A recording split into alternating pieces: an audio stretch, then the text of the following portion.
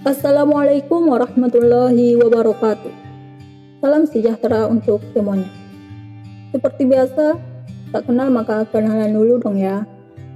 Perkenalkan, saya Munas Qadri, bisa dipanggil Munas. Saya merupakan mahasiswa jurusan Pendidikan Guru Sekolah Dasar di salah satu kampus negeri di Kota Pekanbaru, yaitu Universitas Riau. Di sini saya ditemani oleh rekan saya, yaitu Sukmawati Ira Saputri. Dia juga merupakan salah satu mahasiswa jurusan Pendidikan Guru Sekolah Dasar di Universitas Riau. Teman-teman semua pasti sudah mengetahui bahwa pandemi adalah musuh bagi semua negeri di seluruh bumi ini. Banyak hal yang disebabkan oleh pandemi, salah satunya adalah adanya resesi ekonomi yang disebabkan oleh krisis keuangan akibat adanya pandemi. Untuk itu, sobat semua, kami pada kesempatan kali ini ingin membagikan podcast mengenai mengoptimalkan peran pemuda dalam mengimplementasikan ekonomi syariah untuk menghadapi resesi di tengah pandemi. Pandemi yang terus merebak telah membuat ekonomi global mengalami tekanan berat. Dampak dari pandemi yang sudah di depan mata adalah kemungkinan terjadi krisis yang berkepanjangan setelah resesi menimpa hampir di seluruh negara. Pada saat kapasitas mesin pertumbuhan ekonomi suatu negara itu tidak maksimal, dipastikan pertumbuhan ekonomi langsung menurun hingga ke level negatif atau terkontraksi dengan tingkat kedalaman yang berbeda-beda.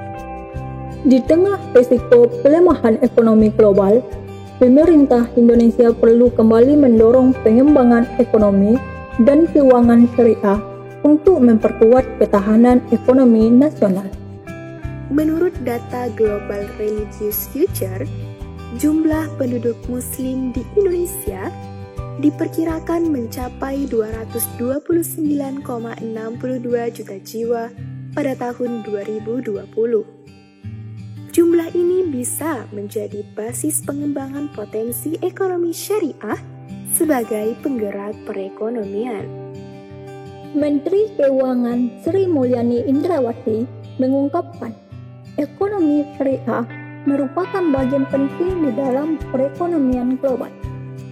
Total aset sektor perbankan syariah telah mencapai 545,39 triliun rupiah, yang terdiri dari 14 bank umum syariah, 20 unit usaha syariah, dan 162 bank pembiayaan rakyat syariah.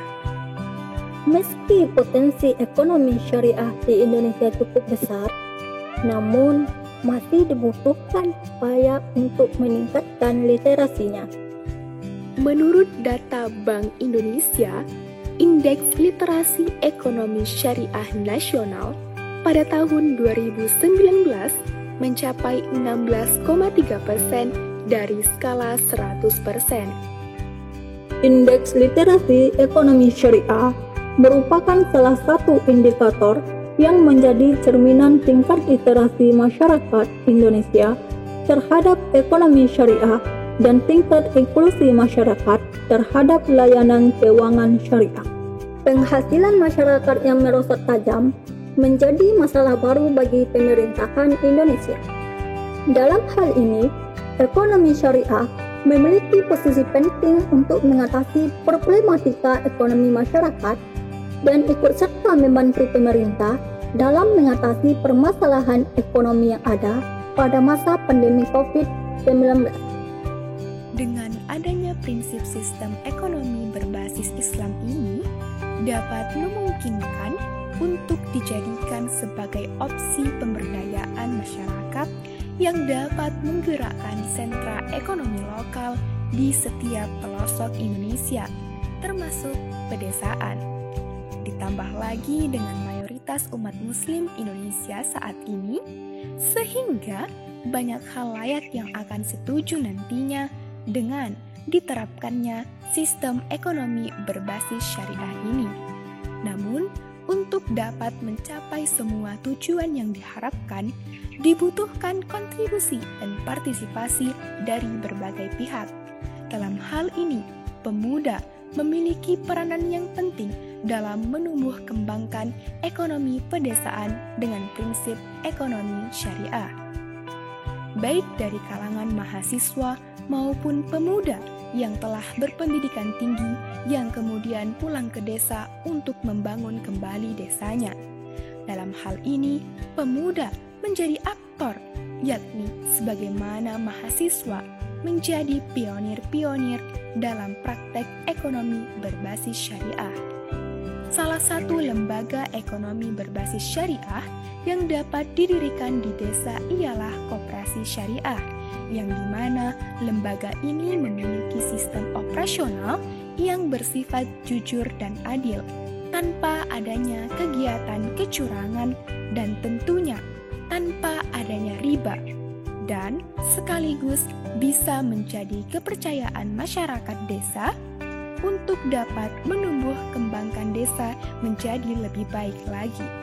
Sehingga dapat disimpulkan bahwasannya sistem ekonomi Islam untuk pembangunan desa sangatlah baik apabila diterapkan di dalam masyarakat desa, sehingga tidak terjadinya penumpukan harta oleh beberapa orang saja, melainkan nantinya juga dapat dibagikan kepada masyarakat desa yang lainnya yang membutuhkan dengan sistem zakat. Karena zakat ini juga merupakan salah satu prinsip atau kelebihan dalam penerapan sistem ekonomi Islam. Sekian podcast dari kami. Terima kasih telah mendengarkan. Kami akhiri. Wassalamualaikum warahmatullahi wabarakatuh.